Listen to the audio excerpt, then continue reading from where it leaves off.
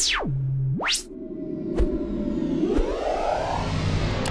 guys, I'm Tory Schulman, and this is Hoppy Hour, gluten-free style. This episode of Hoppy Hour is brought to you by Beach City Brewery, located in Huntington Beach, California. These guys serve their beer in a laid-back Surf City style. You can find them where the brew meets the beach.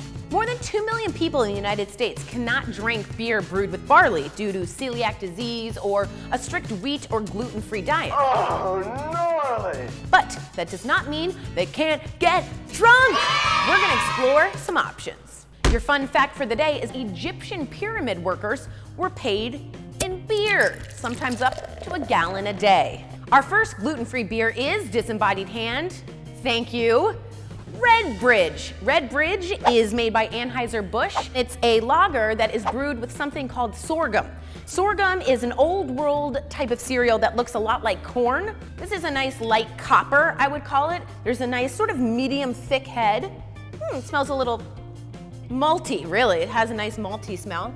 Okay, so immediately you're getting a lot of malt in the beginning. You're getting that kind of like malty flavor, but then it moves into that hoppiness, and then it doesn't really end with a bitterness. It doesn't taste as much like beer as I would hope. So if I had to pair the Redbridge with an ugly sweater for the holidays, I would go with one that's probably falling apart from Goodwill, a little dusty, a little thin, and a little sad.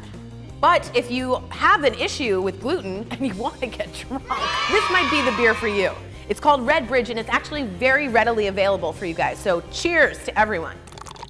Next up is Omission Pale Ale from Omission Breweries. This has an ABV of 5.8% and an IBU of 33. Now this is actually made with traditional ingredients, but they found a way to remove the gluten. So this should be more like your normal beer.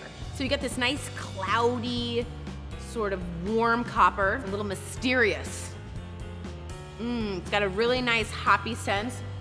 Ooh, I really, really like this. This is a very cheery, bright beer. It's got a really nice hoppy beginning. There's a little bit of a caramel malt body to it, but it tastes like any good pale ale should. It doesn't have that weird gluten-free taste.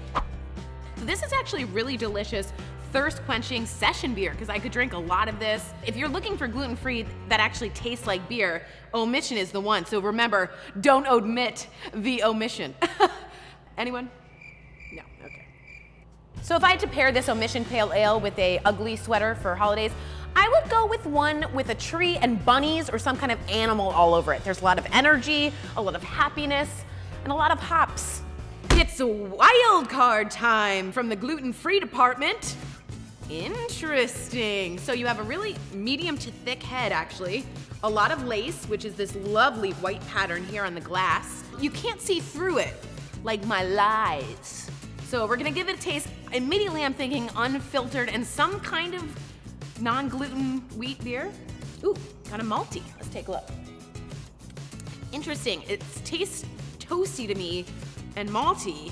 So, oh God, this is when I get really stressed out. Okay, I'm going with a gluten-free brown ale, like a UK brown ale. Oh God. Okay, not perfect, but who is? So this is a gluten-free amber ale. It's by Green's Beer. They're actually the first brewery to remove gluten. So virgins, gluten-free virgins, if you know what I'm saying. I don't understand the words you just said. It's got a really nice malty taste. So if you like that malty, toasty, amber brown ale, but you can't have the gluten, this is your beer. That's it for this episode. Thanks for watching. Remember to subscribe. Also, let me know, have you guys ever tried gluten-free beer? Do you have any favorites, any dislikes? Put any questions or comments right in the comment section below and we'll be sure to get to it. I'm Tory Schulman. This is Hoppy Hour. And remember, always drunk responsibly.